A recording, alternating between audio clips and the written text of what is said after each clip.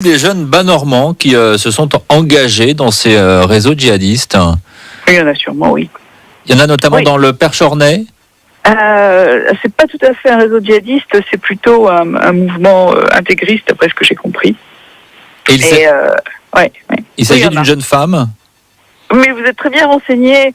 Oui, il y a une jeune femme mariée à un jeune homme de la Sarthe qui s'est converti par amour, ce qui au demeurant est plutôt sympathique. Le reste l'est un peu moins. Elle est partie faire du recrutement. Mais quel profil, justement? Qu'est-ce qu'on peut dire sur cette jeune femme?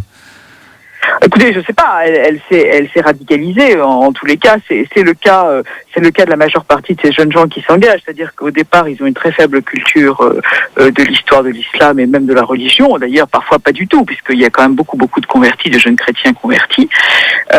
Ensuite, ils rejoignent des mouvements intégristes, des mouvements salafistes, se radicalisent et puis trouvent dans la guerre en Syrie une cause légitime pour leur action. Alors je le disais, Nathalie Goulet, vous êtes la présidente de la commission d'enquête sur les réseaux djihadistes au Sénat. Comment peut-on lutter contre ces réseaux? Qu'est-ce qu'on peut faire finalement? Écoutez, d'abord, il y a un volet prévention. Le ministre de l'Intérieur a mis en place un numéro vert parce qu'il faut penser aux parents et à la famille. Je veux dire, les gens sont absolument désespérés de voir leurs enfants virés de cette façon. Vous imaginez bien que les parents sont complètement dépassés. Et qui s'y attendaient pas du tout. Je veux dire, s'il y a une chose auquel les parents de ce jeune Maxime s'attendaient pas, c'est que leur fils devienne un islamiste radical. Enfin, franchement, vous imaginez la détresse de la famille. Donc il y a maintenant un numéro vert où les gens peuvent signaler des dérives ou des changements de comportement. Alors là aussi, les gens s'adaptent. Nos jeunes djihadistes amateurs ont des instructions de pas se laisser pousser la barbe, de continuer à vivre normalement, de pas arrêter de manger du jambon tout de suite. Les jeunes femmes ne doivent pas se couvrir intégralement immédiatement. Le mot d'ordre maintenant est de ne pas attirer l'attention. Donc il y a le téléphone vert, évidemment, il y a ce téléphone de signalement, il y a maintenant un certain nombre de procédures qui vont être mises en place et qui ne sont pas forcément du domaine législatif. Et puis il y a un gros volet prévention qu'il faut absolument qu'on mette en place.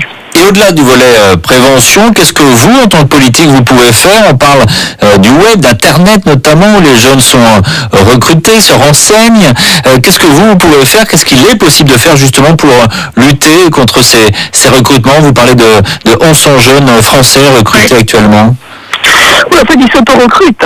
Alors comme je vous disais, le web est le pourvoyeur. Le texte de Bernard Cazeneuve que nous avons voté la semaine dernière au Sénat et qui a déjà été voté à l'Assemblée nationale prévoit un blocage des sites. Parce que vous comprenez bien que toutes ces vidéos d'une violence inouïe qui circulent en permanence sont autant d'atteintes à la sécurité du territoire. Donc il faut pouvoir bloquer le web. Ça pose beaucoup de questions.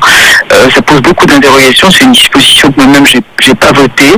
Et en même temps, il faut trouver, si vous voulez, plutôt un code de bonne conduite avec les fournisseurs d'accès Internet de façon à ce qu'ils retirent eux-mêmes ce type de vidéos. Et puis il faut que nos services de police et de gendarmerie puissent s'infiltrer dans les réseaux. Et donc il faut que les réseaux restent ouverts. Donc, mais le web est un problème à lui tout seul.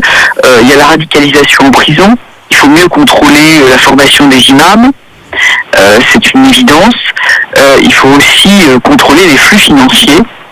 De façon à ce qu'on puisse suivre l'argent. Alors, en ce qui concerne ces djihadistes, en France, c'est plutôt des petites sommes. C'est des petites sommes qui sont retirées de petits crédits CTLM. Vous savez, les gens sont maintenant extrêmement organisés pour organiser leur déplacement en Syrie.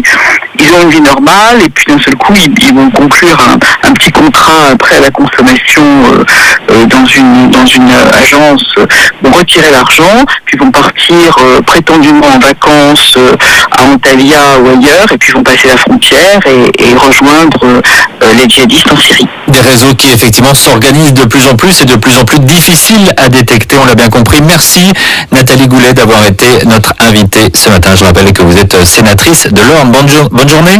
Merci, vous aussi.